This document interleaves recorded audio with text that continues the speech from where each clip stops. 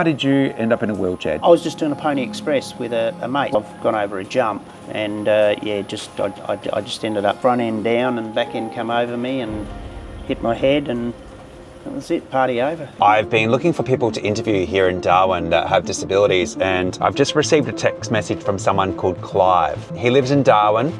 He's a paraplegic.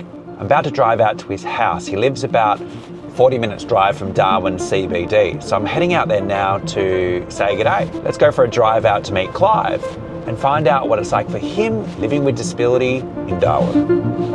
I'm about halfway there and it looks to me like I'm driving into a storm. There's some very, very dark clouds up ahead. That's one of the things about visiting Darwin later in the year from October onwards. You get the rainy season and 1 minute can be like clear skies, next minute it's absolutely bucketing down with rain. Hello, how you going? Good, man. Good to meet you. Yeah, come in, we'll get under some cover. Cover, sounds great. Yeah. Clive, good to meet you. You too, Shane. How long have you been living in Darwin for? Oh, goodness me. I would be living in Darwin for 55 years. And have you ever lived anywhere else? Have you only lived in Darwin? No, I'm an Adelaide boy, born and bred in Adelaide. I'm an Adelaide boy. Yeah. What's it like living in Darwin with a disability? Look, I guess for me, never really bothered me that much because I was young. I broke my back when I was 21 and I never really thought about it much. I just got on with life. And now that I got older, all of a sudden things were just a little bit more harder, you know? Yeah. I find issues now. Yeah. You know, parking, there's never enough parking.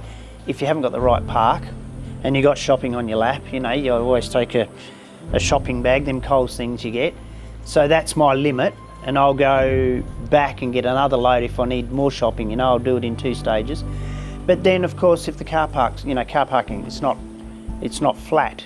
You're rolling away from the car as you're trying to lift your 5 or 8 kilos of tins of dog food into the car, that sort of stuff, you know. So tell me, how did you end up in a wheelchair? Were you born this way or you had an accident? No, I had a motorcycle accident. I used to race motocross. Okay. So I broke my back at a complete T56.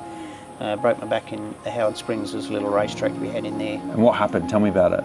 I was just doing a Pony Express with a mate. What happened was my partner, he was having trouble with his bike, so they kept on sending me out.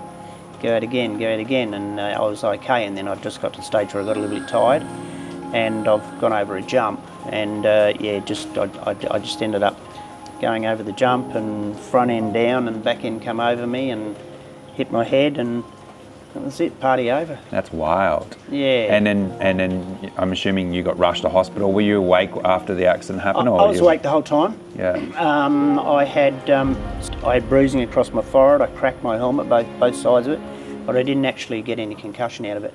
What is the most challenging thing living in Darwin as a person with disability? Probably one of the biggest things, and it's not the weather. Is it the crocodiles?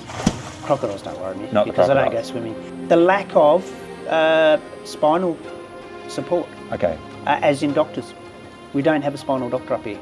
Not one spinal doctor? No, we don't. Get out. No. That lack of someone that really understands exactly what a spinal injury is all about. Wow, what a good experience meeting Clive and his lovely dogs. And one thing I found interesting from our catch-up was that, according to Clive, there's a lack of services available in Darwin, especially that for people with spinal cord injuries. Who knows?